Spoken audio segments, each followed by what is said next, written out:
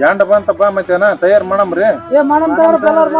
ಯಾಕಂದ್ರೆ ಎಲ್ಲಾರು ನಿಂತನೇ ಆತದ ಅದ ಮುಖಂಡ್ರೆ ಎಲ್ಲಾರು ಕಲಿಬೇಕು.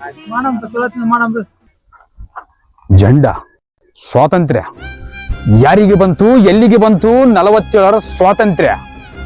ಜಮೀನ್ದಾರರ ಜೇಬಿಗೆ ಬಂತು, ಬಡವರ ಶೋಷಣೆ ಮಾಡುವ ನಾಯಕರ ಕೈಗೆ ಬಂತು ಸ್ವಾತಂತ್ರ್ಯ.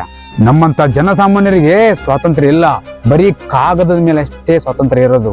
ಬರೀ ನಾವು ಸಂವಿಧಾನ ಕಾನೂನು ಅಂತ ಕೂತ್ಕೊಂಡ್ರೆ ಏನೂ ಆಗಲ್ಲ. ಹಾಗೆಯೇ ನಮ್ಮಂತ ಜನಸಾಮಾನ್ಯರೆಲ್ಲರೂ ಅನ್ಯಾಯನ ಪ್ರಶ್ನೆ ಮಾಡೋ ಧೈರ್ಯ ಬೆಳೆಸ್ಕೋಬೇಕು. ಆವಾಗಲೇ ನಾವು ಭಾರತದ ಸತ್ ಪ್ರಜೆಗಳಾಗೋದು. ಇಲ್ಲಾಂದ್ರೆ ಸತ್ತ ಪ್ರಜೆಗಳು ಅಂತ ಅನ್ಸ್ಕೋಬೇಕಾಗುತ್ತೆ. ತಮ್ಮ ಭಾರಿ ಮಾತಾಡಿದಪ್ಪ ತಮ್ಮ. ಊರಿಗೊಬ್ರು ಇರ್ಬೇಕು ಬಿಡು ನಿನ್ನಂತವ್ರು.